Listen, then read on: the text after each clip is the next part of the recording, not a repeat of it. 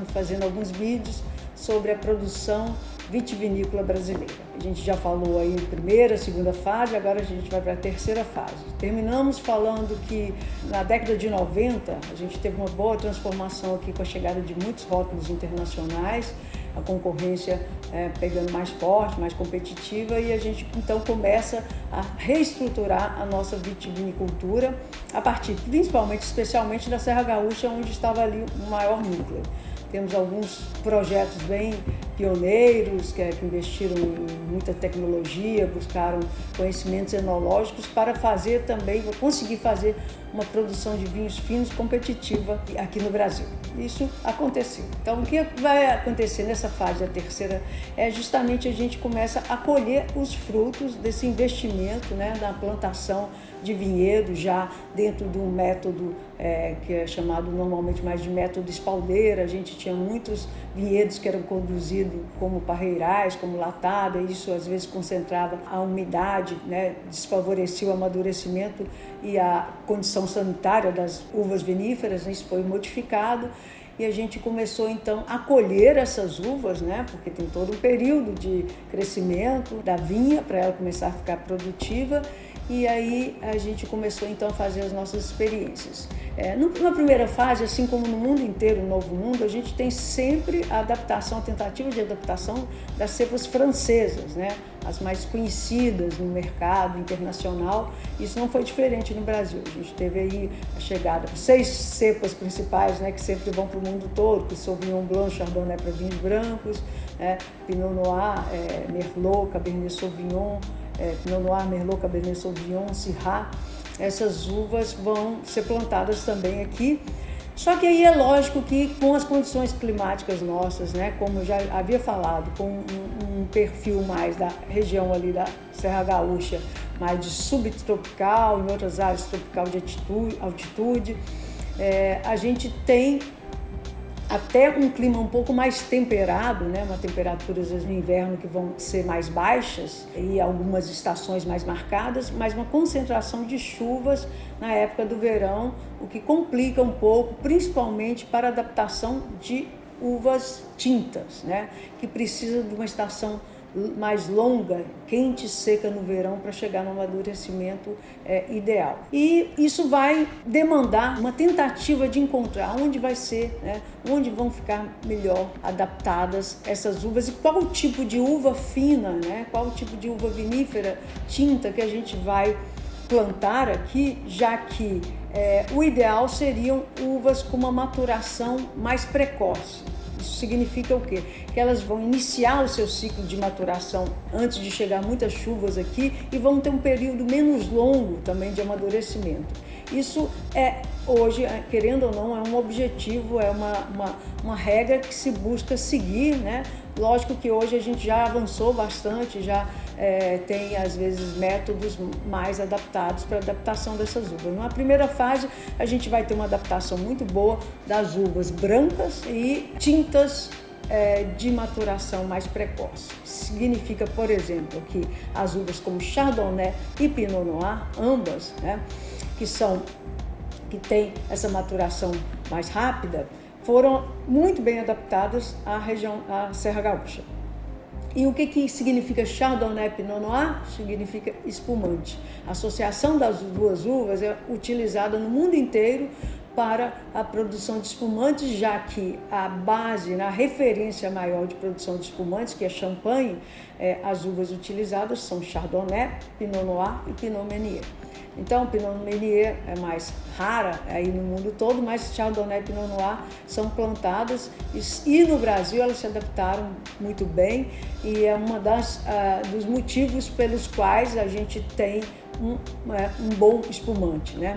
O que vai acontecer justamente, a gente vai começar com um destaque maior dos nossos espumantes, já que a gente tinha condições muito ideais, facilmente uma produção de espumantes seria bem adaptada ao Brasil, né? Diferente de outros modelos, por exemplo, como o Chile, de clima mais mediterrâneo, que a gente vai ter uma adaptação melhor até para uvas tintas, né?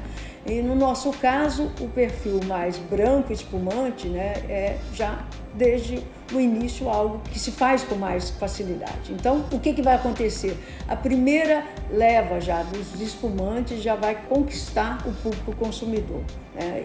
E considerando, além de ser, né, das condições naturais serem favoráveis à produção de espumantes, nós vivemos em países em que tem temperaturas altas boa parte do ano. Então, o espumante é muito refrescante, né? O espumante conseguiu conquistar, né, o gosto do consumidor brasileiro, sendo que é lógico que a indústria teve que vencer alguns problemas, como o preconceito ainda, né, aos vinhos nacionais, né? A gente tem um pouco uma cultura que valoriza às vezes muito mais o externo do que o interno. Então vencer, e principalmente considerando que de fato a produção de vinhos finos não era uma tradição, né, do Brasil, a gente vai ter uma dificuldade de vencer um pouco mostrar para o consumidor, né, fazer com que ele experimentasse para provar que o vinho brasileiro era bom, né? O espumante fez isso de uma forma mais rápida e ele foi segurando um pouco, né, na verdade, o nosso mercado de vinhos finos para o retorno dos investimentos que foram poupudos, né? Teve que mudar muita coisa e não foi fácil aí para os produtores brasileiros enfrentarem essa intersafra, né? Um período de tentativa de conhecer o próprio território, fazer os melhores produtos e difundir, fazer com que o consumidor brasileiro aceitasse e a gente tivesse um retorno também da venda dos vinhos. Mas as outras experiências continuavam, né? Continuavam principalmente a busca pela produção de um vinho tinto nacional, já que o vinho tinto internacionalmente ficou como sendo o vinho mais aceitado pelo mercado, mais adorado pelo mercado, né? Na verdade, existe vinhos bons de todas as uvas, das mais diversos tipos de vinhos, né? Mas o mercado tem mais saída, né? Então a tentativa foi uma coisa que focaram. Essa fase do Brasil foi muito apoiada pelos institutos de pesquisa mais agrícola para ajudá-los a fazer a melhor produção possível dentro do vinhedo. E depois também, é lógico, da enologia, de estudos, né, fora, para poder chegar à parte da vinificação também, fazer com que ela fosse bem conduzida.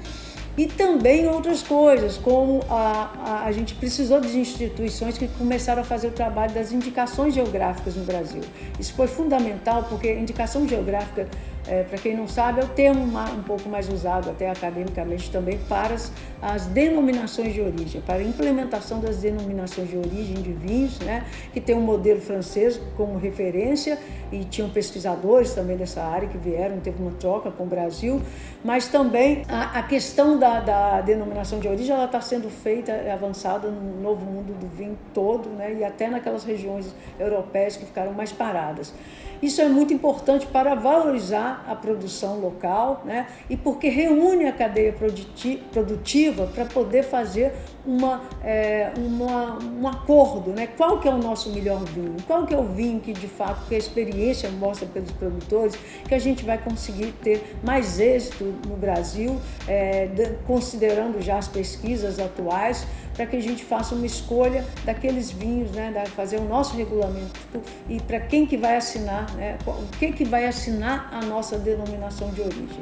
Isso foi, né, avançando, mas demorou um tempo. Instituições que foram para várias regiões ali da Serra Gaúcha foram estudando para ver,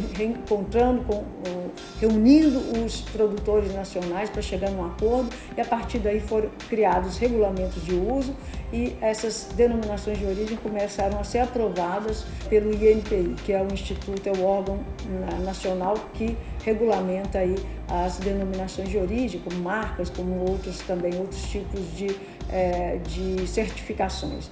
Isso foi muito importante, eu acho que ainda é pouco difundido no Brasil.